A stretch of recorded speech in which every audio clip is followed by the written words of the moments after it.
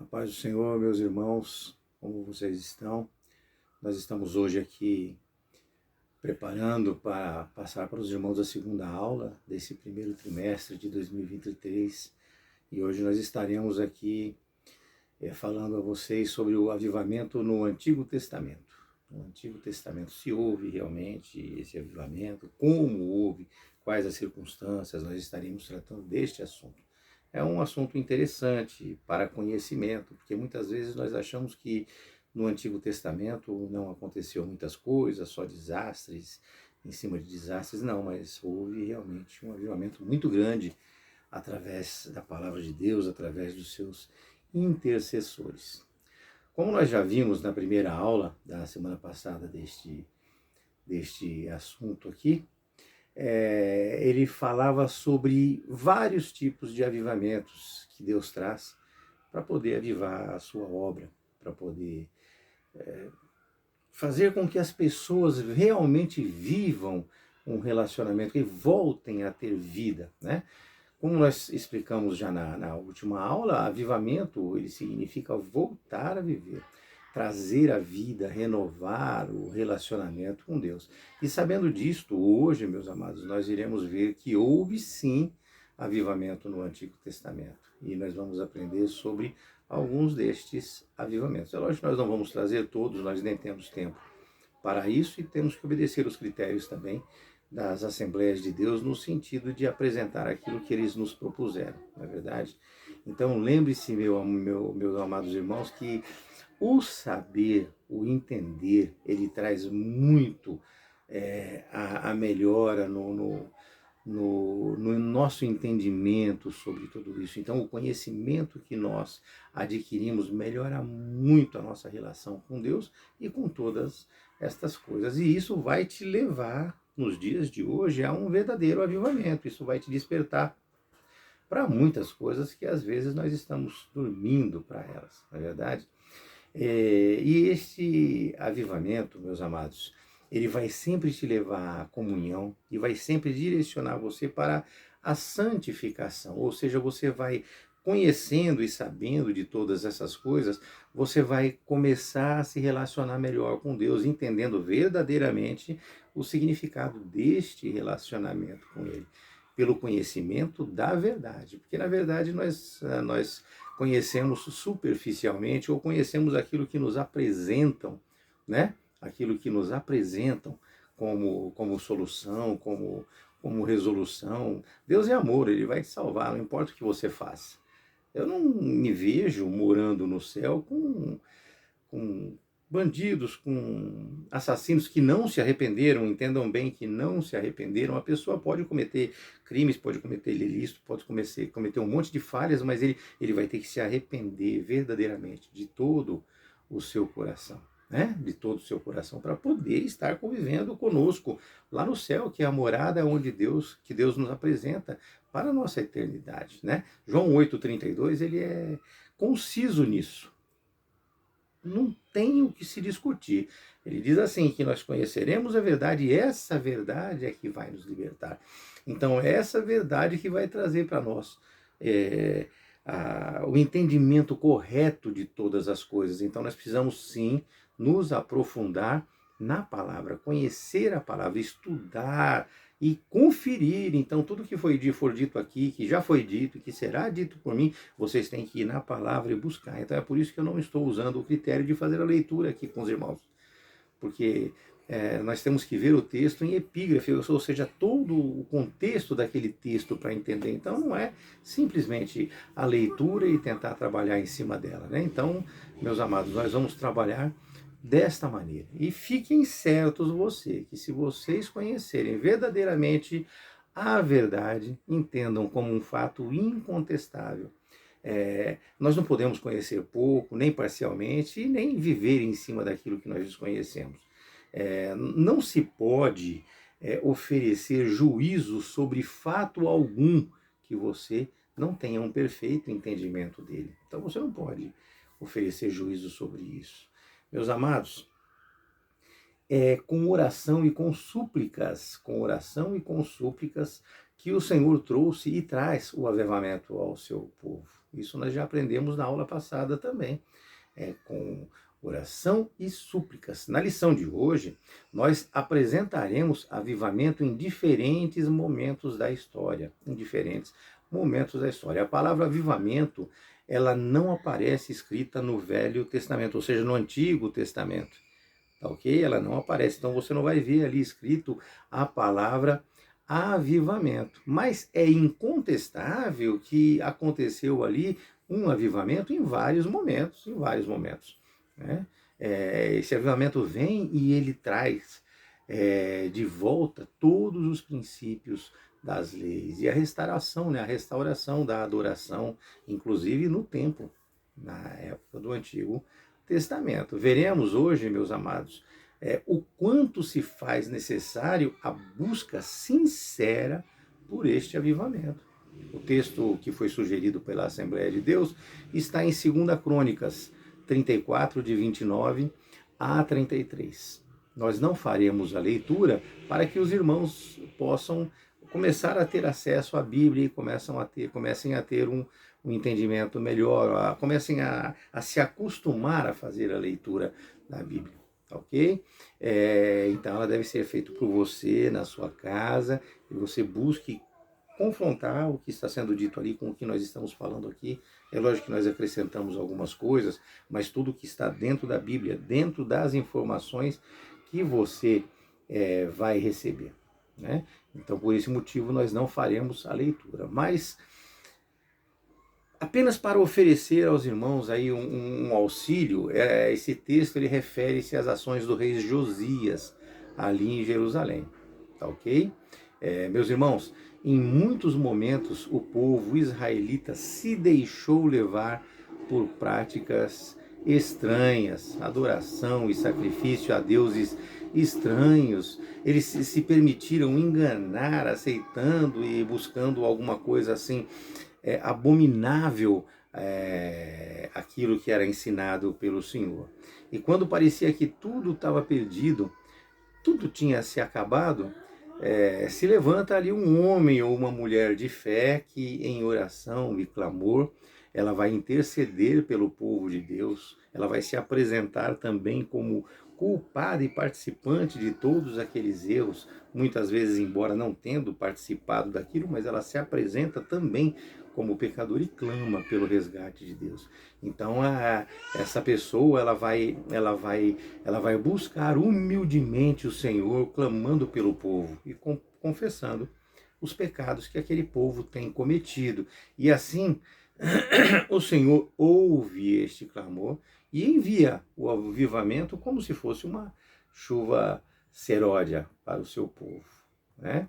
E para darmos início no primeiro tópico que nós vemos no que foi ordenado pelas Assembleias de Deus, nós precisamos entender que o avivamento ele vai vir sempre depois de uma crise. Nós já falamos sobre isso também na aula passada. E que ele tem um instrumento, esse instrumento é a pessoa que vai interceder, né? Usado por Deus, que vai oferecer esse avivamento. E assim o avivamento vem e chega até nós. E é isso que nós vamos ver, os exemplos do Antigo Testamento, e aí nós vamos começar a entender um pouco melhor essas coisas, né? Vamos iniciar então com Moisés, ali no tempo de Moisés, quando o povo sofria a tirania de Faraó. José já era morto, e este faraó que ali estava não conhecia os feitos de José na época que ele foi o governador do Egito, né? Isso está lá em Êxodo, capítulo 1, a partir dos versículos 8. Né? Então nós já vemos aí uma crise, ou seja, José já morto e o povo escravizado ali no Egito já não estava sendo tratado com a honra que deveria ter. Né? Então é nesse contexto de extremo sofrimento que nós vemos que Moisés foi divinamente chamado. Ele foi chamado ali no Monte Horebe, ele viu dentro daquela sarça ardente a imagem divina, que o chamou para poder alertar sobre o seu povo, sobre o que estava acontecendo no Egito. Isso está lá em Êxodo 3, versículo 6, meus irmãos. E esclareceu Deus a ele que o levaria para o Egito para libertar o povo. Então, Deus deixou claro, você vai para o Egito libertar o meu povo. Nós vemos isso também, meus amados, em Atos 7, de 32 a 35. Atos 7, de 32 a 35. E nós conhecemos a história, eu não preciso ficar entrando em detalhes com o Senhor. Assim Deus enviou, através de Moisés, as 10 pragas do Egito, falando fazendo com que Deus libertasse o seu povo, né, o povo de Israel. Então nós vemos aqui nesse momento o instrumento. Quem é o instrumento? Nós já vimos a crise, nós vemos aqui o instrumento, que no caso é Moisés. E aí ele trouxe de volta a vida aquele povo que parecia destruído, aquele povo que já perecia. Então ele trouxe um renovo, um avivamento. Eu gostaria de acrescentar aqui para os irmãos uma coisa que muita gente desconhece e que nós apanhamos às vezes nessa relação. Muitas pessoas falam assim, poxa, mas Deus matou os filhos primogênitos do faraó, Deus é isso, Deus é aquilo. Não, Deus, ele agiu com justiça. Se nós lembrarmos bem e nós prestarmos bastante atenção, um pouco antes disso ali, o próprio Moisés foi jogado no rio Nilo ali e sobreviveu. Por quê? Porque os primogênitos, ou os recém-nascidos da família dos hebreus, eles estavam sendo mortos. Eles estavam sendo mortos, eles estavam sofrendo, pagando esse preço. Então, Deus ele agiu ali, sim, através da sua justiça para com as pessoas. Para Deus, ele não entende a morte como fim, ele entende a morte como a salvação, porque nós estaremos com ele a partir daquele momento, desde que nós estejamos nele enquanto aqui nós estamos. Nós precisamos aprender a entender isso. Não precisamos aprender a entender desta maneira. Lá, já em outra situação, nós vemos ali a situação de Samuel. Ele foi usado para alertar o povo sobre a maldade praticada, sobre a apostasia, sobre o desprezo que eles estavam tendo pelo sagrado. Isso já está lá em Samuel. Samuel, no capítulo 3, ele já traz esse alerta, ele fala para o povo sobre todas essas práticas pecaminosas. Isso tudo levou o povo de Israel a ser derrotado pelos filisteus, meus amados. Eles foram derrotados pelos filisteus. Inclusive a Arca da Aliança, ou seja, a presença de Deus, foi roubada. Isso foi por permissão de Deus. Nós sabemos aqui, nós entendemos que Deus ele tem o ato permissivo de certas coisas para que o povo se sinta constrangido de alguma maneira. Então a arca foi roubada, os filisteus ganharam, muitos deles foram mortos nessa guerra, e ali naquele momento que eu estou falando para os irmãos, foram mortos quem? Os filhos de Eli. Os filhos de Eli, porque eles foram um dos causadores, eles eram sacerdotes, eles foram um dos causadores desta crise pela qual passava o povo. Eles são sacerdotes, meus amados, mas eles eram desonrados. Isso está lá em 1 Samuel 4. Eles eram sacerdotes, mas eles eram desonrados. Então nós vemos aqui a crise, o povo todo afastado de Deus, toda a maldade praticada, eles todos em apostasia, desprezando o sagrado. E nesse contexto, meus amados, nesta crise que eles estavam vivendo, surge ali Samuel. Samuel ele exortou o povo ao arrependimento, está em 1 Samuel 7. Então nós temos aí, Samuel ele é o instrumento dessa exortação, foi ele que puxou essa ação para que houvesse o avivamento. Assim, o povo, com o clamor dele, com o despertar dele, com a apresentação dele da palavra, com o esclarecimento das verdades divinas, o povo se humilhou e passou a buscar a Deus, buscar o Senhor, e o Senhor com certeza deu a eles uma grande vitória. Isso está lá em 1 Samuel 7, mas de 10 a 13, meus amados, de 10 a 13, se eu não estou enganado, e eu tenho quase que certeza, eu fiz bastante leitura a respeito. Então 1 Samuel 7, de 10 a 13. O povo tirou de dentro de si aqueles balaíns, os asterotes, e passaram o quê? Passaram a servir ao Senhor, vindo assim o quê? O avivamento. Então nós vemos novamente aí a crise, nós vemos novamente aí o instrumento e nós vemos o avivamento ocorrendo dentro do povo de Deus. E houve assim um grande avivamento. Mas eu gostaria de trazer para os irmãos, nesse terceiro tópico desse primeiro assunto aqui, meus amados, o rei Josias. Então eu gostaria de falar um pouco sobre o rei Josias. Esse a gente pode até entrar um pouco mais. Eu acredito que, na minha opinião, foi um dos que mais impactaram. Eu tenho um avivamento que me impactou muito. Eu não me esqueço dele, mas eu não vou passá-lo porque a escola bíblica me colocou alguns avivamentos. Eu quero falar de todos eles para que não haja omissão em nenhum. Então, nesse momento, eu vou falar sobre o rei Josias. Vejam bem, meus amados, o reino de Judá, ele teve 20 reis entre 930 e 586 a.C. Mas vamos iniciar já em Ezequias para tornar o assunto um pouco mais restrito, né? E foi essa a sugestão da escola bíblica também. Então, Ezequias, ele foi um rei como nunca houve, como nunca haverá outro. Ele foi um rei piedoso, ele foi um rei que confiava de verdade no Senhor, e um rei que servia fielmente a Deus. Né? E Manassés, o filho que o sucedeu, ou seja, o seu filho Manassés, ele se corrompeu. Ele caiu em idolatria, ele cultuou a demônios, ele subiu ao trono com 12 anos de idade, meus amados, com a morte do seu pai Ezequias. E ele passou a governar assim o povo, e fez isso durante 55 anos, está em 2 Reis, a partir do capítulo 21, a partir do capítulo 21, e lá em 2 Crônicas, também a partir do capítulo 33.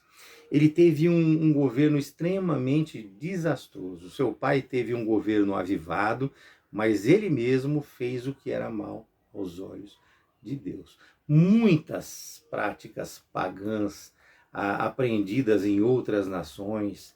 Ele permitiu que a nação se desviasse totalmente daquilo que o seu pai havia ensinado. E ele trouxe novamente os cultos pagãos que Ezequias lutou tanto contra, que proibiu, coibiu, clamou a Deus. Ele trouxe tudo isso de volta.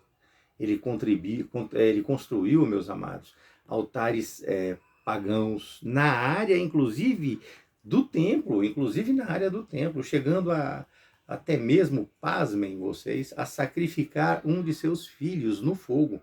Isso está no versículo 6 ali, de 2 Crônicas 33. Ele envolveu-se com feitiçaria, numa afronta direta às leis de Deus. E como castigo, Deus mandou os assírios, que o prenderam em cadeias. Então os assírios foram lá e prenderam ele em cadeias, vindo ele com isto a se arrepender.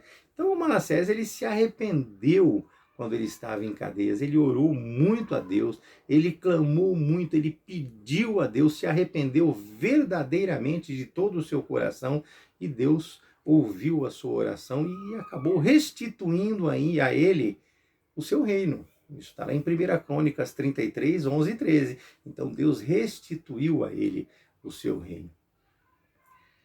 Mas parece incrível, né, meus amados? Após a sua morte, assumiu o seu filho Amon.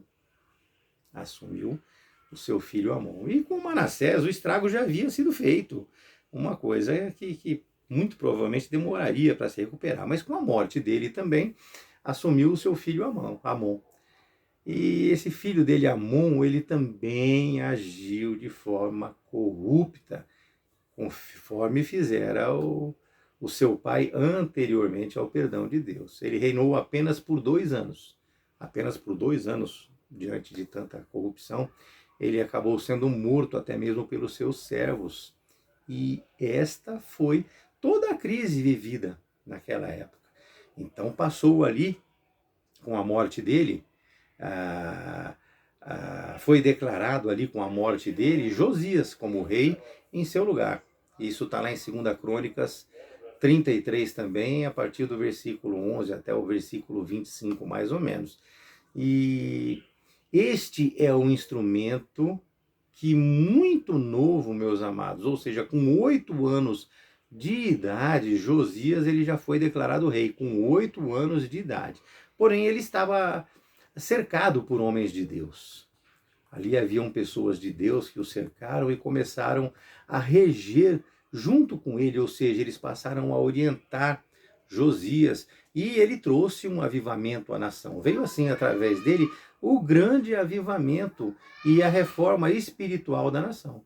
Ele derrubou altares pagãos, ele destruiu imagens e esculturas, ele passou ordem a todas as cidades para que fosse feito o mesmo. Ficando ele mesmo à frente de todas essas ações aos 17 anos.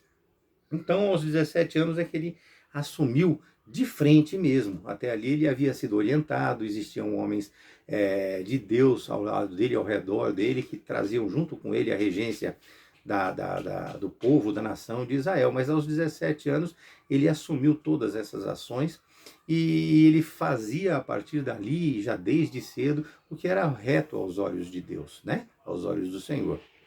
E aí, nesse período, ele começou a buscar a Deus, o Deus de seu pai. Então, a partir dos 17 anos, ele começou a ir buscar. Ele deixou a orientação daquelas pessoas e passou a buscar o conhecimento.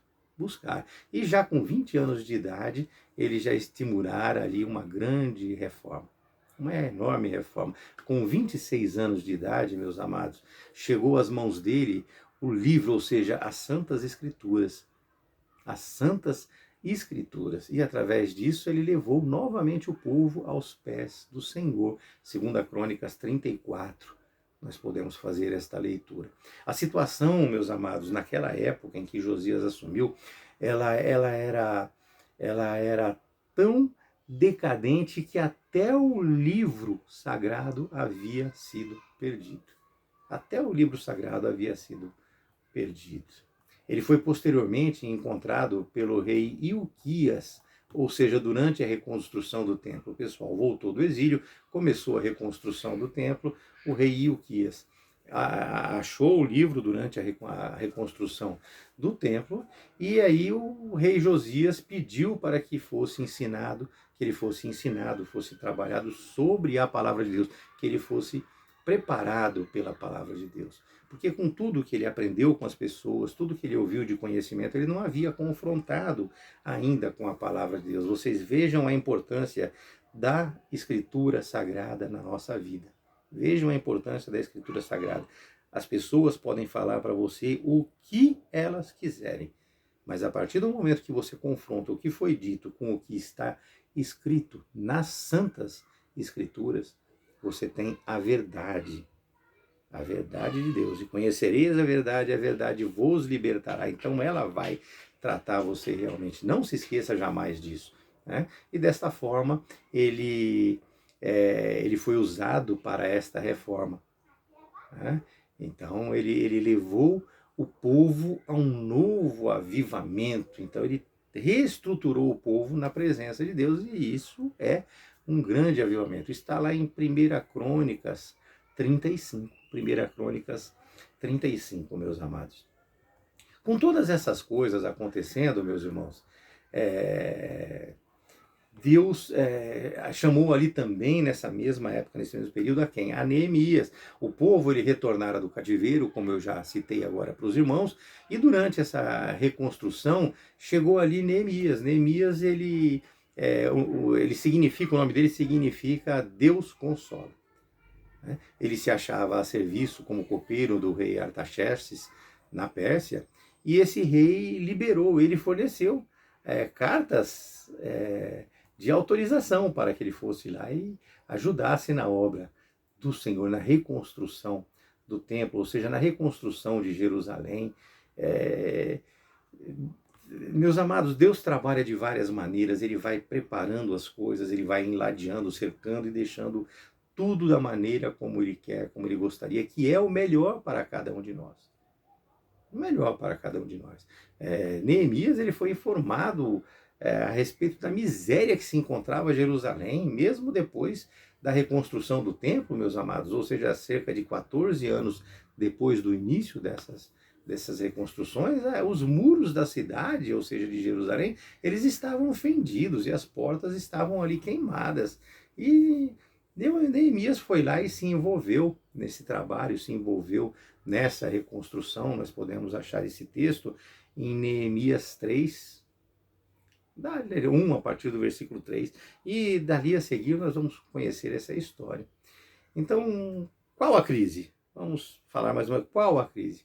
O caos espiritual que estava existindo naquela época. Então, quando nós falamos de Neemias, nós estamos falando do caos espiritual, ou seja, aquele desânimo. O povo já veio desgastado, já veio desabastecido de motivação para poder trabalhar no templo, e eles com muita tristeza que eles já vieram ali do exílio, eles não conseguiam voltar a Deus, eles não conseguiam voltar a trabalhar. Neemias 1, no versículo 6, ele diz assim, estejam, pois, atentos os teus ouvidos e os teus olhos abertos, para acudirdes à oração do teu servo, que hoje faço a tua presença diante, veja bem, meus amados, diante de ti, dia e noite pelos filhos de Israel, teus servos. Eu faço confissão pelos pecados de Israel. Então vejam, ele confessa os pecados que Israel cometeu. Então ele já lançou a culpa para o povo, porque o povo tinha essa culpa realmente. Os quais temos cometido contra ti. E vocês veem que ele já se inclui. Ele clamou pelo povo, pelos erros, por tudo que estava acontecendo, e aí ele já se inclui. Aí ele já se inclui também. Temos cometido contra ti, pois eu e a casa de meu pai também temos pecados. Então vocês vejam que o clamor feito pelo intercessor, ou seja, pelo instrumento usado por Deus, ele apresenta a culpa das pessoas, mas ele se inclui também como pecador, ele se inclui como participante daqueles erros e daqueles pecados. Ele orou, meus amados, 4 meses com grande lamentação. Com grande lamentação. Aqui, meus queridos irmãos, já fica uma grande lição para nós. Uma grande lição para nós. De nada vale um templo bonito se os crentes estão em pecado e desobediência.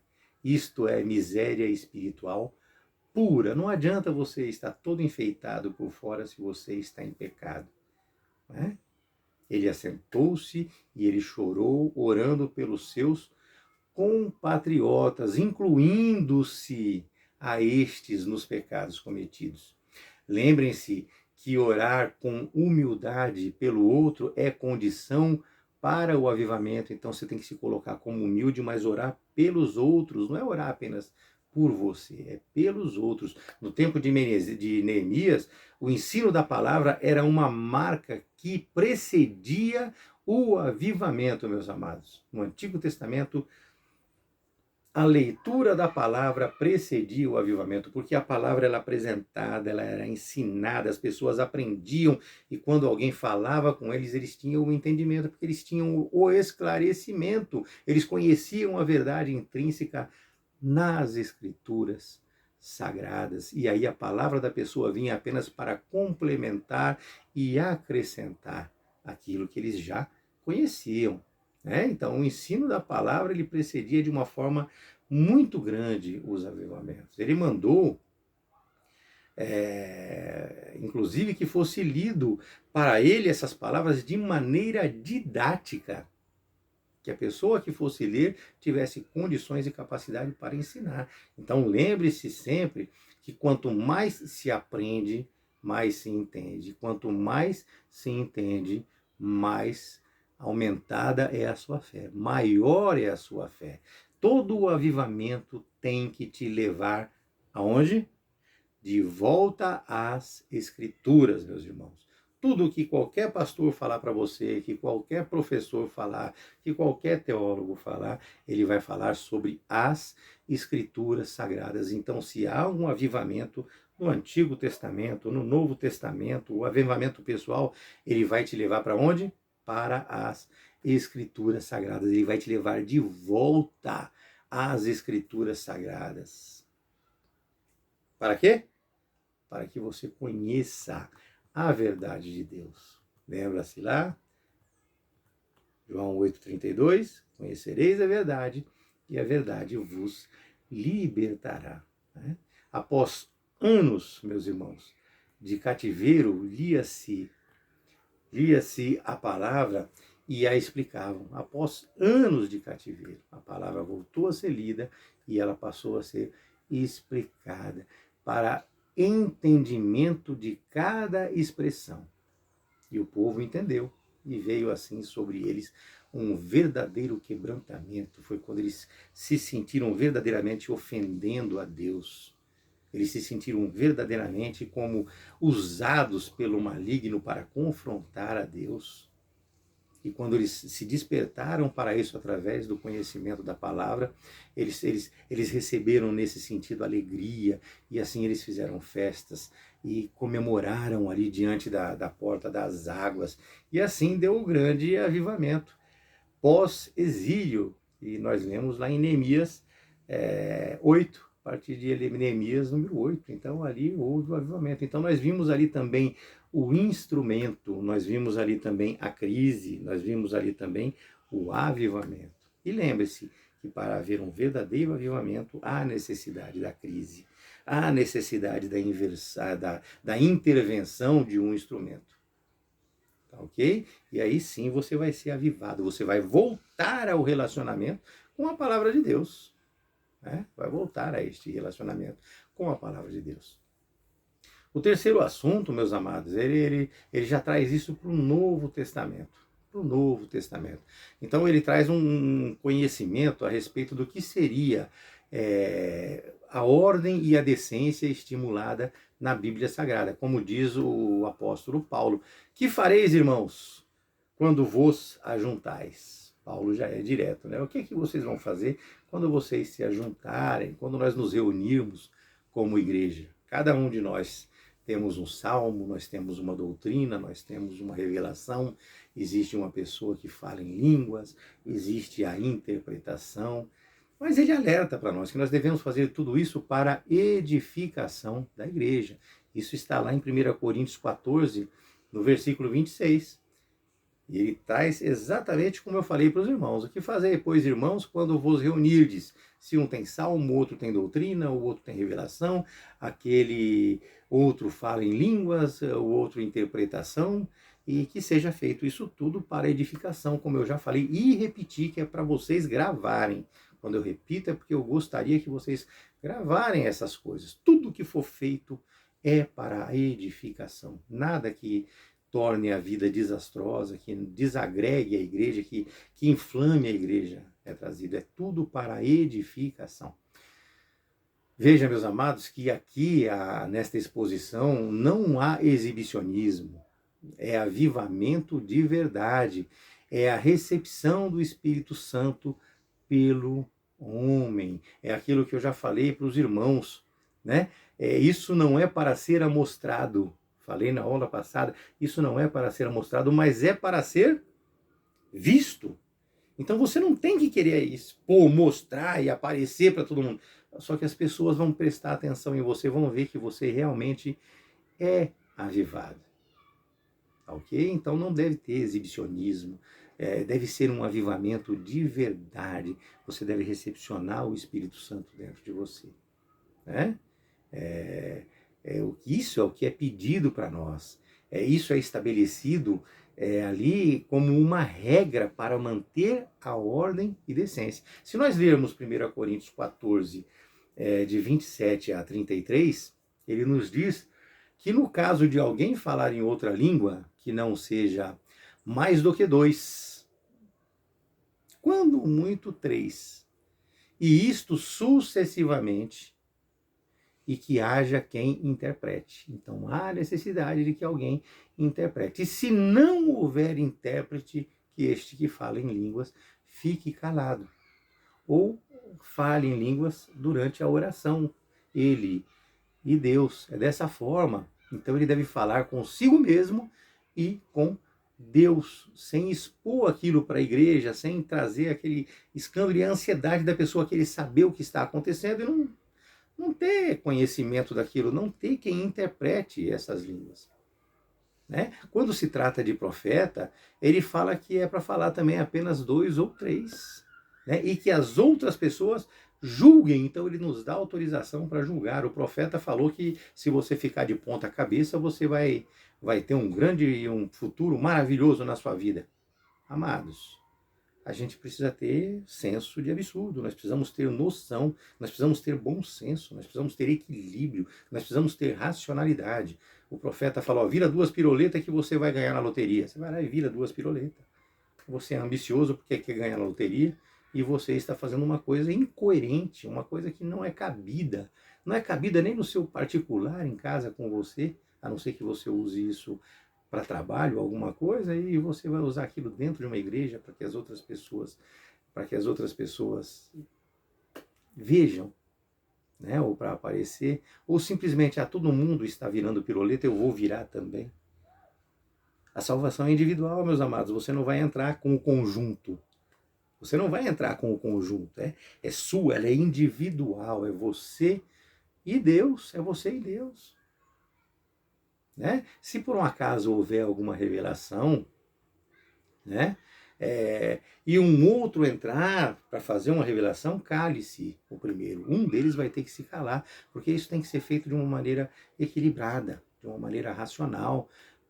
Por quê? Todos nós podemos sim profetizar, um após o outro, para que todos aprendam e todos sejam consolados, meus amados. Os espíritos dos profetas, eles estão sujeitos aos próprios profetas. 1 Coríntios 14, de 27 a 33, é o que nós estamos conversando com os irmãos.